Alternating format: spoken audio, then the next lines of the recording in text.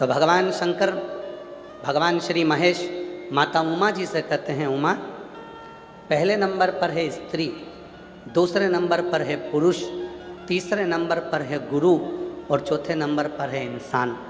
ये चार ऐसे हैं, अगर ये चाहें तो कलयुग आगे बढ़ ही नहीं सकता है, बढ़ेगा ही नहीं, एक ही जगह पर स्थिर होकर रह जाए। कलयुग आगे बढ़ ही नहीं सकता। कौन कौन चाहे? पहले नंबर पर कौन है? स्त्री, दूसरे नंबर पर जम के बोलो पुरुष, तीसरे नंबर पर गुरु और चौथे नंबर पर इंसान। अगर ये चार चाहें तो कलयुग अपना कदम बढ़ा ही नहीं सकता। अगर ये चार चाहें तो कलयुग अपना पांव आगे बढ़ा ही नहीं सकता। ये चार को रोकना चाहिए कलयुग को। तो कलयुग ये कैसे रोक सकते हैं? तो कहा स्त्री लज्जा को, शर्म को ना भूले तो कलयुग आगे बढ़ ही नहीं सकता। स्त्री लज्जा को रखे, शर्म को रखे।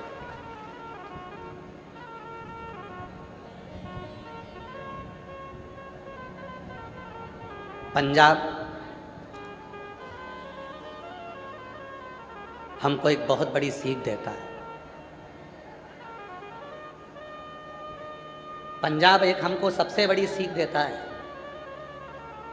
कि जब भी गुरुद्वारे में जाया जाता है, जब भी कोई सत्संग में जाया जाता है, तो सिर पर अपनी चुन्नी को मेरी जीजियाँ अपने माथे पर रख लेती। पुरुष जब गुरुद्वारे में जाते हैं, सत्संग में जाते हैं, लंगर में जाते हैं, तो अपने सिर पर एक वस्त्र, एक पाग, पगड़ी, एक वस्त्र रख लेते हैं। क्या है? क्या है? और ये बात केवल एक की नहीं है। गुरु नानक देव जी महाराज जी से भी बाले ने पूछा था कि जब कोई लंगर चखता है तो अपने मस्तक पर वस्त्र क्यों रखता है? जब मत्था टेकने के लिए गुरुद्वारे में आता है, देवालय में जाता है, शिवालय में जाता है, तो अपने मस्तक पर वस्त्र क्यों रखता है? तो कहा गुरु नानक देव जी ने, वहाँ पर हम तो नहीं होंगे, पर जब वो वस्त्र अपने मस्तक पर हमारा सम्मान के भाव से रखेगा तो हमारा हाथ वस्त्र के रूप में उनके सिर पर रखा ही रहेगा। जो बोले सो निहाल। वो हस्त कमल है हमारा जो सिर पर रखा। स्त्री लज्जा ना छोड़े, स्त्री शर्म ना भूले, शर्म को ना छोड़े। और जब स्त्री अपनी शर्म को, लज्जा को नहीं छोड़ती है तो कलयुग आगे बढ़ता ही नहीं है। दूसरे नंबर पर है पुरुष। स्त्री लज्जा ना छोड़े, पुरुष संस्कार ना छोड़े। पत्नी है, आदर करो। माता पिता हैं, सम्मान करो। छोटी बहन है, बड़ी बहन है, आदर करो।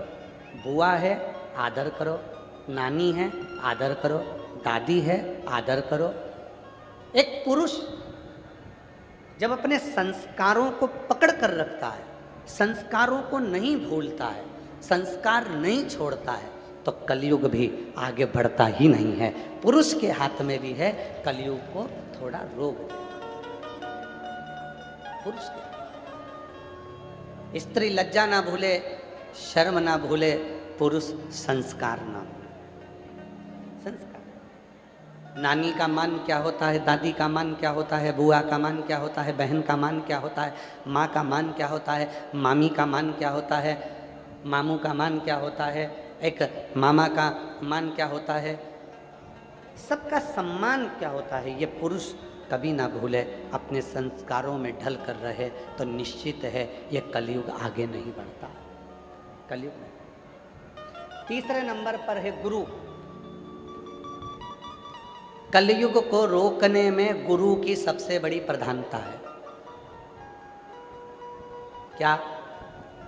स्त्री लज्जा ना छोड़े, शर्म ना छोड़े, पुरुष संस्कार ना छोड़े, और गुरु अपना धर्म ना छोड़े तो फिर ये कलयुग आगे बढ़ ही नहीं सकता। आज गुरु क्या कर रहे हैं? आज गुरु क्या कर रहे हैं? स्वयं को भगवान बनाने में सोशल मीडिया में इतना आगे आ गए कि खुद को भगवान कैसे बनाया जाए, बस गुरु एक ही काम कर रहे हैं, अपने आप को भगवान बनाने का प्रयास कर रहे हैं। गुरु अपना धर्म ना छोड़े, गुरु अपने धर्म से वंचित ना हो। कलयुग आगे नहीं बढ़ सकता अगर गुरु अपना धर्म ना छोड़े। आज संसार के इतने सारे गुरु हैं, रोज टीवी खोलो, रोज कहीं का ना कहीं का मिलेगा। सोशल मीडिया पे, यूट्यूब पर, इंस्टाग्राम पर, फेसबुक पर, खूब सोशल मीडिया पर लाखों लाखों करोड़ों रुपए खर्च कर दो और फेमस हो जाओ, और फेमस होकर खुद की पूजन चालू करवा दो, खुद का प्रचार जाता चालू करवा दो, खुद भगवान के रूप में पूजना चालू करवा दो। आज के गुरुओं ने स्वयं को भगवान मानना प्रारंभ कर दिया, स्वयं को। और शिव महापुराण की कथा क्या कर रही है? शिव कथा क्या कर रही है? गुरु अपना धर्म ना छोड़े। गुरु का क्या कर्तव्य है?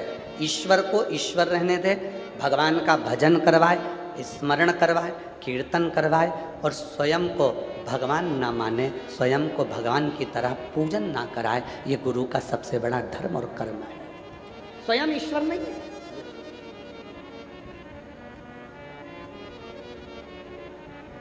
आज के गुरु ऐसे हो गए, स्वयं को ईश्वर का प्रतीक मानने लगे कि हम भगवान हैं, हमारे पूजन करो, आरती उतारो, हमारा दर्शन करो, हमको ही केवल भजो। ये सोशल मीडिया के गुरु हैं। जब तक सोशल मीडिया पे चलेंगे तब तक गुरु जी कहलाएंगे, और सोशल मीडिया से हटे कि इनको कोई गुरु मानने को तैयार नहीं हो। और इस व्यासपीठ से, भटिंडा की इस पवित्र भूमि से हम निवेदन करना चाहेंगे, भटिंडा की इस पवित्र धरा से भटकना छोड़ दो।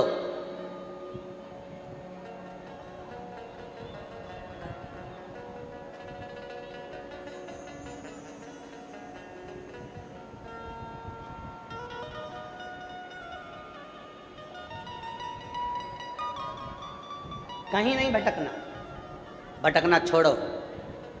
कोई कहे कि ये गुरु, कोई कहे वो गुरु, कहीं नहीं भटकना। अपन को तो केवल जिसकी वाणी हमारे हृदय को छू जाए और जिसकी वाणी से हमें शिव मिल जाए, बस वही गुरु है। बाकी के हमें कहीं जाने की, भटकने की जरूरत नहीं।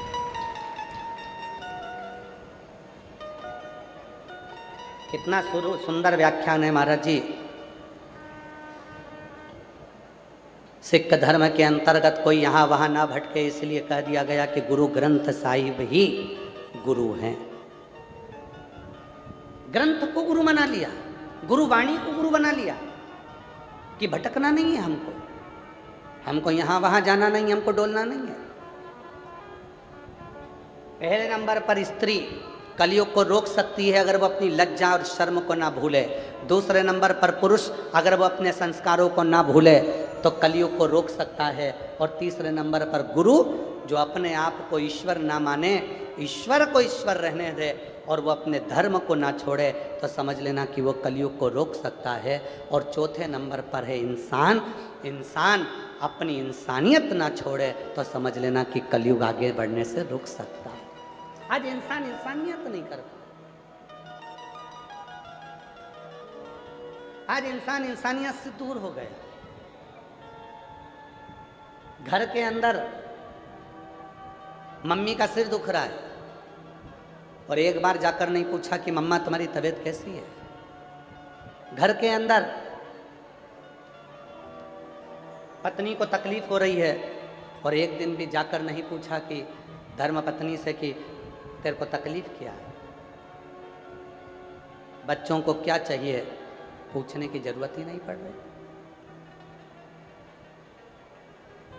मत जाओ दूसरी जगह, अपने घर के अंदर जो 4 लोग रहते हैं, अपने घर के अंदर जो 5 लोग रहते हैं, अपने घर के अंदर जो परिवार रहता है, आप कम से कम उसी से एक दूसरे से हालचाल तो पूछ सकते हो कि तुम कैसे हो,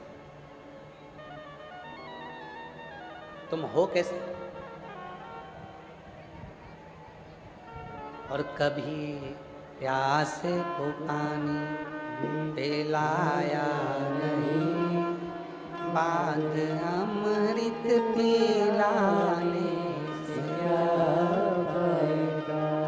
कभी गिरते हुए उठाया नहीं, बाद आंसू बहाने से क्या फायदा। मैं तो मंदिर गया पुजारती की पूजा करते हुए ख्याल आ गया। मैं तो मंदिर गया पूजा आरती की पूजा करते हुए ख्याल आ गया। कभी माँ बाप की सेवा की ही नहीं, फिर पूजा रचाने से क्या फायदा। कभी प्यासे को पानी पिलाया नहीं, बाद अमृत पिलाने से क्या फायदा। कौन ध्यान, जो हैं अपने साथ उनका स्मरण करो। हम क्यों यहाँ वहाँ डोलते हैं, क्यों, किस लिए? कलयुग आगे बढ़े ना, उसके लिए इन चारों को ध्यान रखना है। पहला स्त्री को, दूसरा पुरुष को, तीसरा गुरु को, चौथा इंसान, इंसानियत। ये भूले ना। चश्मा कथा में रह गया ना, कोई बात नहीं।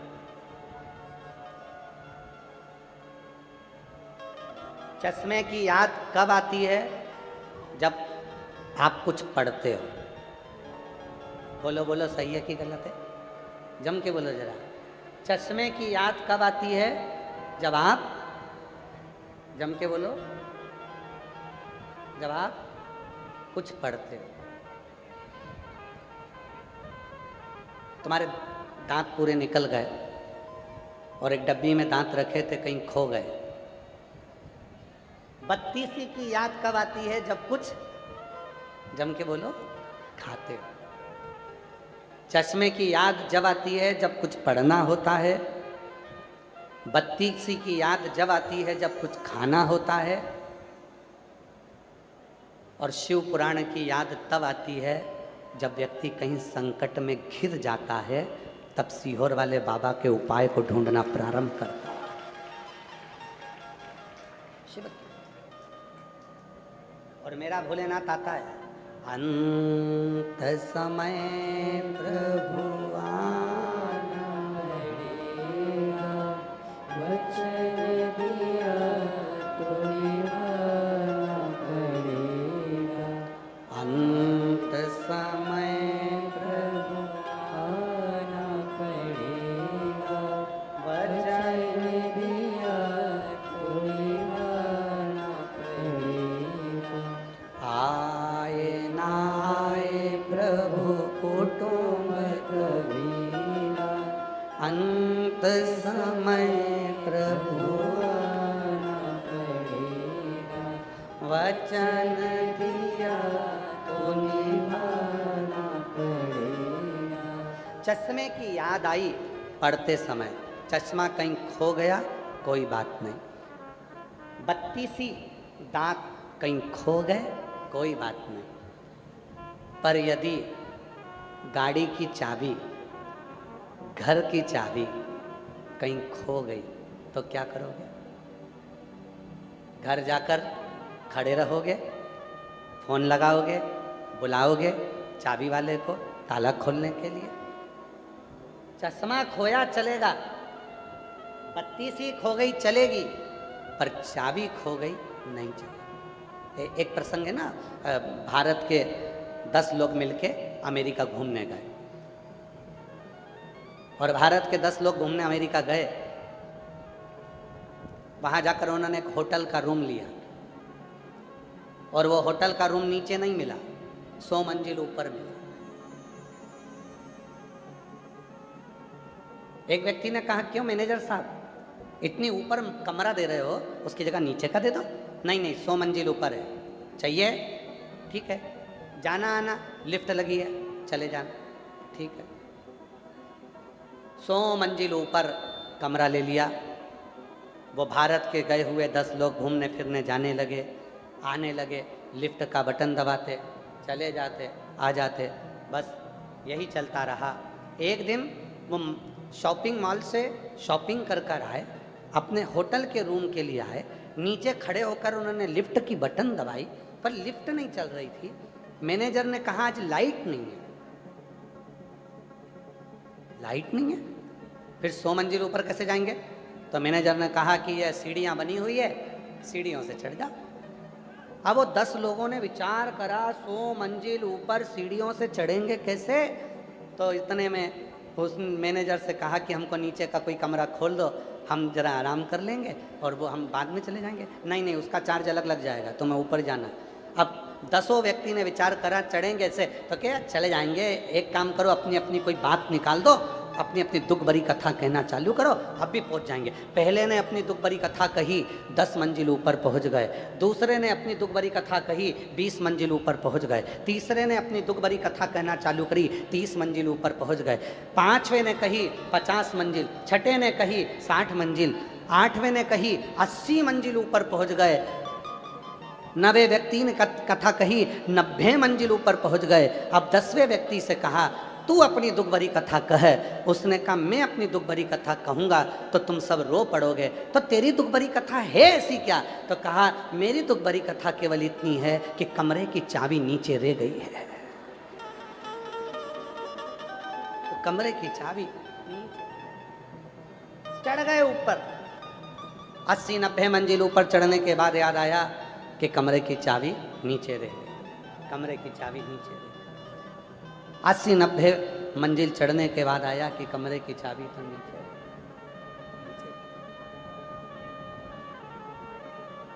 बस यही शिव पुराण कहती है,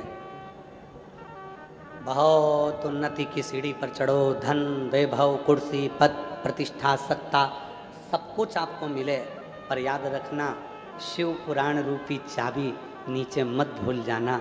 शिव पुराण की चाबी यदि तुम्हारे पास है तो दुनिया का सारा खजाना तुम्हारे पास है, सब कुछ।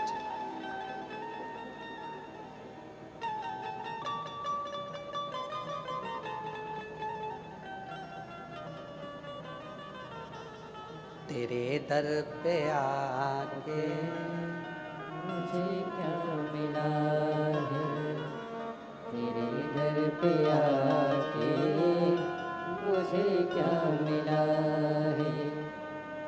मैं जानता हूँ या वो जानता है, मैं जानता हूँ या वो जानता है, तेरे दर पे आके मुझे क्या मिला है, तेरे दर पे आके मुझे क्या मिला। ये सब कुछ जानने वाला कोई दूसरा है ही नहीं। चश्मा भूल जाएगा चलेगा, बत्ती सी भूल जाएगा चलेगा, चाबी नहीं भूलना चाहिए।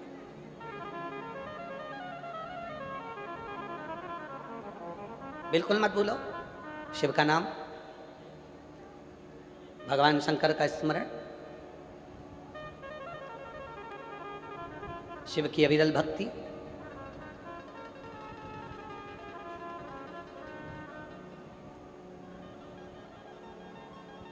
एक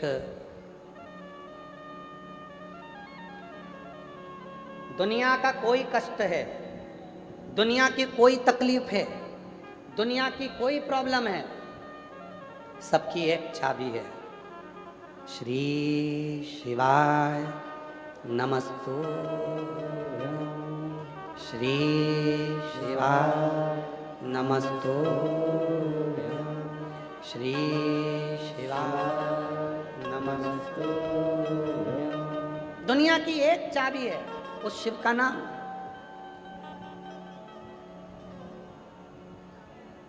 बोल बम का नारा है, सारी समस्या का हल। सबका एक साधन है, एक साधन शिव।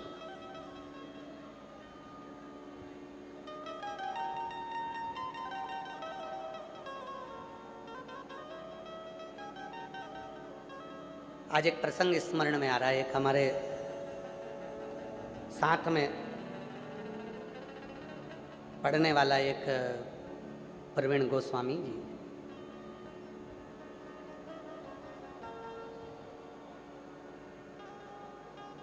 और प्रवीण गोस्वामी 8th क्लास में साथ में था, और पढ़कर उनके पिताजी नौकरी में थे तो वो दिल्ली विवेक विहार चले गए।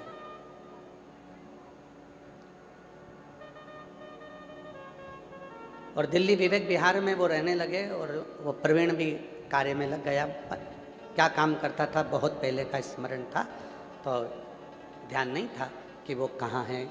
ऐसे कई मित्र हैं, कहीं कहीं कहीं कहीं।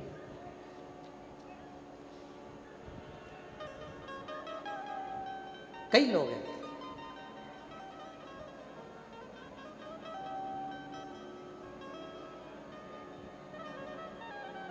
तेरे दर पे आके मुझे क्या मिला है, तेरे दर पे आके मुझे क्या मिला है, ये मैं जानता हूँ या तू जानता है, ये मैं जानता हूँ या तू जानता है, तेरे दर पे आके मुझे क्या मिला है, तेरे दर पे आके मुझे क्या मिला है। तेरी रहमतों का एक आसरा है, तेरी रहमतों का एक आसरा है, तेरी रहमतों का एक आसरा है, तेरी रहमतों का एक आसरा है, ये मैं जानता हूँ या तो जानता है, ये मैं जानता हूँ या वो जानता है, तेरे दर पे आके मुझे क्या मिला है, तेरे दर पे आके मुझे क्या मिला है।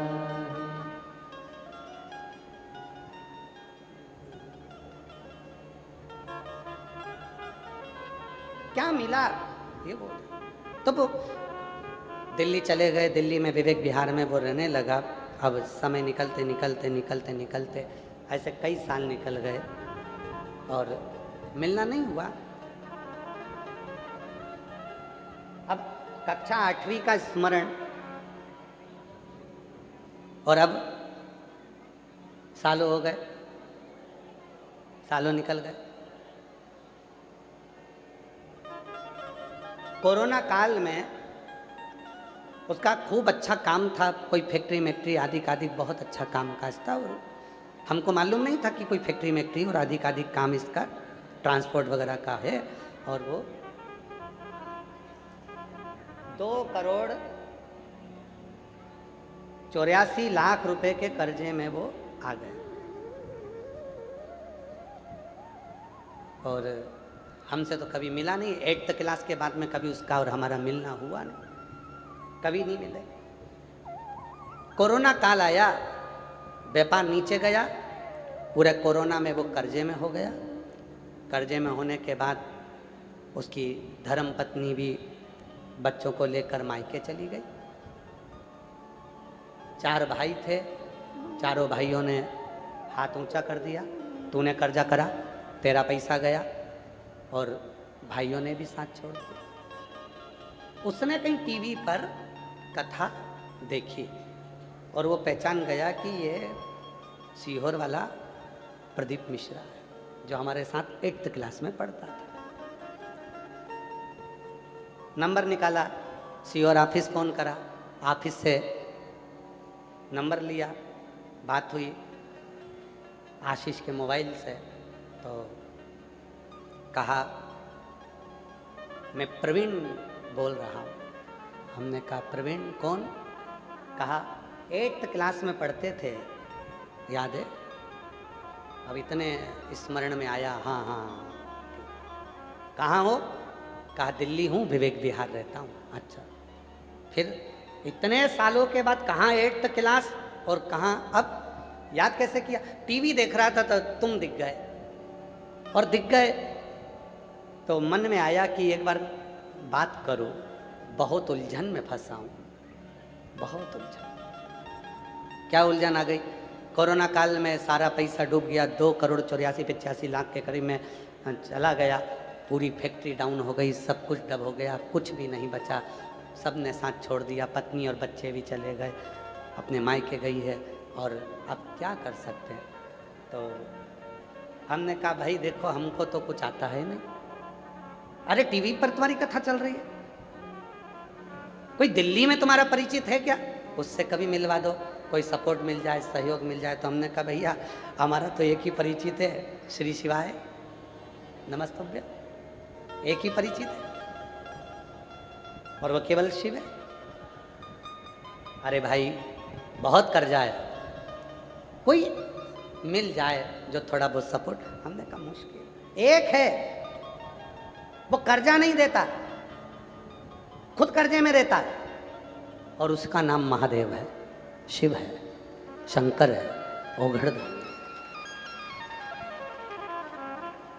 चलो ठीक है,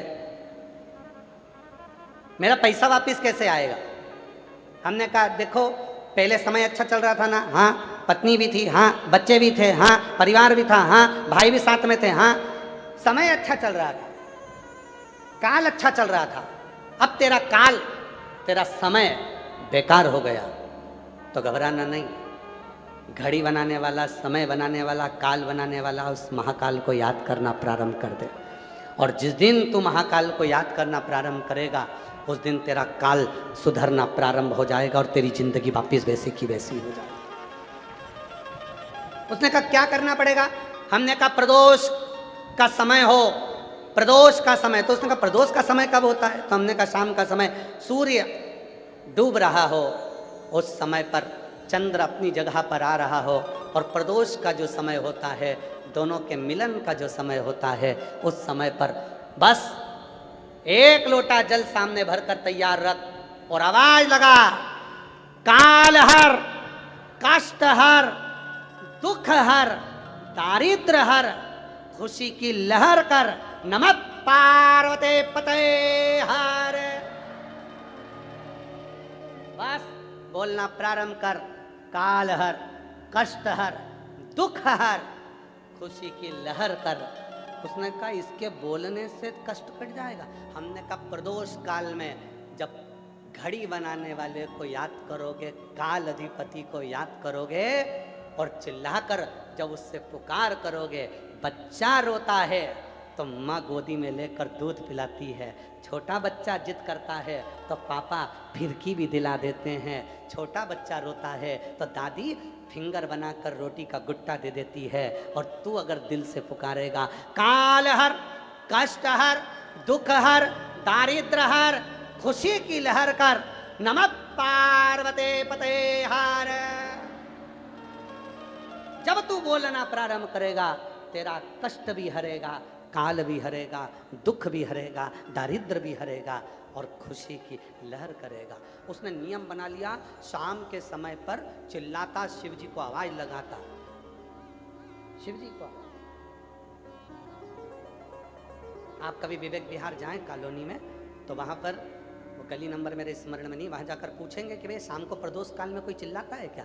कहाँ एक आवाज आती है इसकी छत पे से, काल हर, कष्ट हर, दुख हर, वहां से आवाज आती है। कर्जे में हो गया था, अब वापिस 3 फैक्ट्री का मालिक हो गया, क्योंकि काल चक्र घूम गया, वापिस काल चक्र। किसकी सामर्थ्यता है?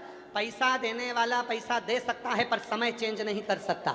धन देने वाला धन दे सकता है पर कष्ट आपका मिटा नहीं सकता, दरिद्रता नहीं मिटा सकता। धन दे देगा, संपदा दे देगा, सर रोग को नहीं मिटा सकता।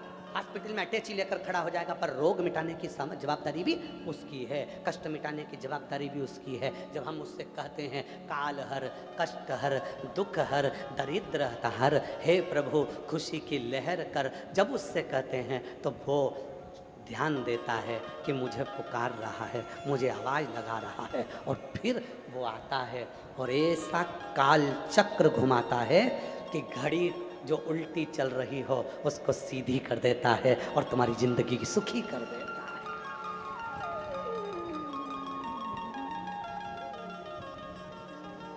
सुखी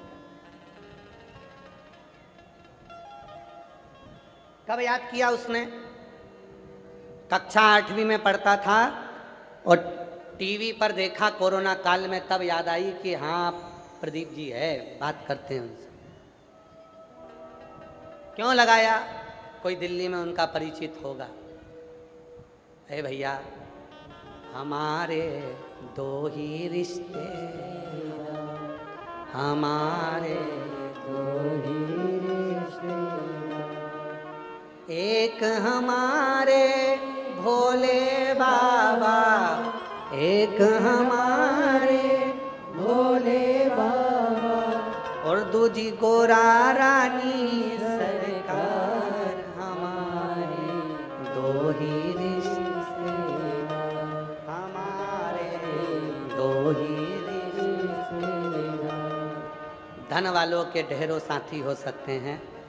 कई लोग कहते हैं सियोर वाले बाबा आपके बहुत धनपति रिश्तेदार परिचित पहचान वाले होंगे, तो हम सत्य कहें ना मेरी जीजियों, हमारे तो भोले बाबा और पार्वती मैया और दूसरी मेरी जीजी और मेरे जीजा, बस यही मेरे रिश्तेदार हैं, यही मेरे बाबा के खड़े। और धन नहीं, संपदा नहीं, दौलत नहीं। कोई कहे कि सियोर वाले बाबा के पास जाएंगे, पत्रिका दिखाएंगे, हाथ दिखाएंगे तो हमारा दुख काट देंगे, ना ना ना, सियोर वाले बाबा को कुछ नहीं आता, उसका दुख तो खुद भोलेनाथ काटता। तकलीफ है, कष्ट है, दुख है, परेशानी है,